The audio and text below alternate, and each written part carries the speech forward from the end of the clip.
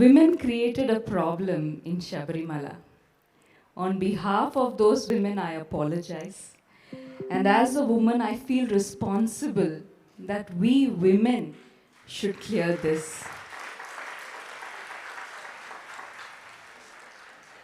I undertook a study of the Shatchakra temples associated with Sabarimala, guided by Sri Arvind Subramaniam ji. I visited all the 5 temples except for Sabarimala. I meditated in each of those temples to understand how the Chaitanyam of the temple impacts the female body. Every temple has a direct impact on the human body. It has a direct impact on our health. As devotees, you don't need to know this. You already know it through your experience. When we stand in front of the deity and fold our hands, we experience that. But when people ask this question, and it goes to Supreme Court, how should we answer? It is not enough that we have faith, that we experienced it. We should be able to explain it. I have made a small attempt to explain that in this book. I will keep it very short. I will tell in just 2 lines. No, 3 minutes, no problem. Thank you, We are Jayanji. also like Veeramani Raju. It is going very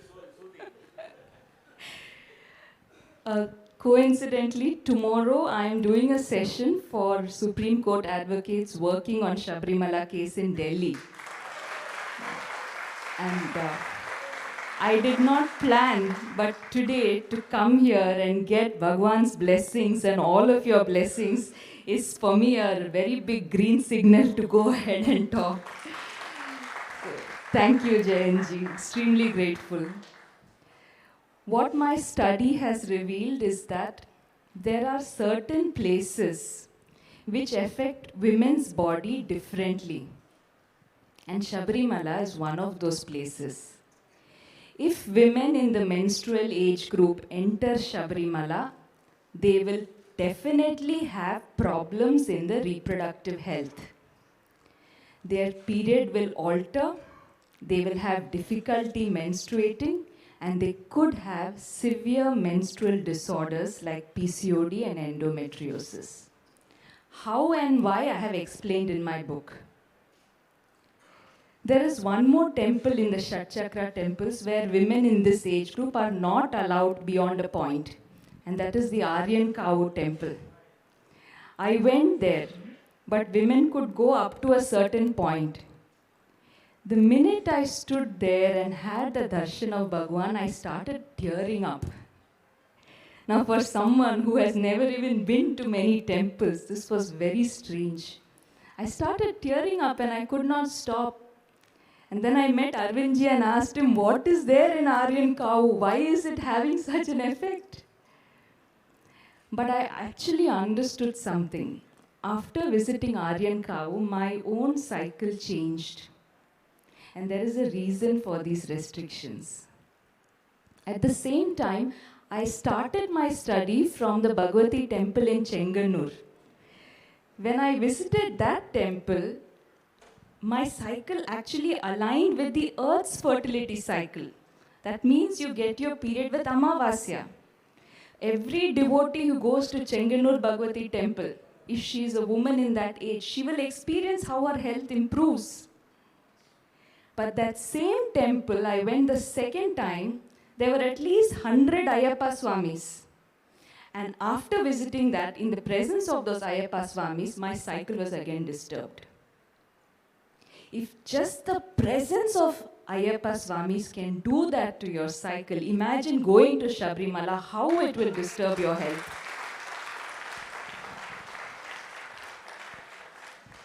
So, the restriction on women is actually protection of women's fundamental right to health.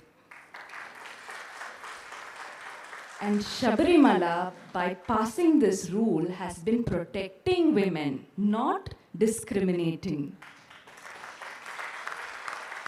We have to take so much pride in our traditional knowledge because it understood things so scientifically. Every temple will impact your health through the chakras. The nature of the Chaitanyam in a temple affects women differently and affects men differently. This is not discrimination. This is the beauty of the way we are created. Thank you.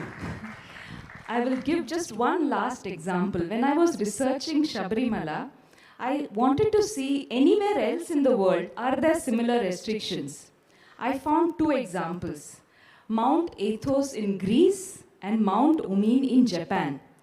Both these places are at an altitude of 5,000 feet and women are not allowed. Women of any age are not allowed. In fact, even female animals are not allowed. And there are many studies, not by Indians, by Americans, Europeans, there are many studies which prove that altitude impacts female fertility.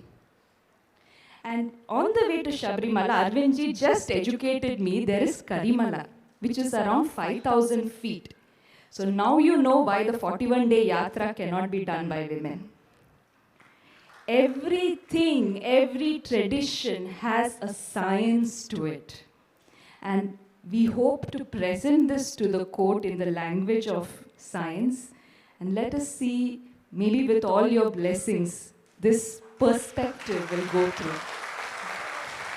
Thank you so much. Thank you.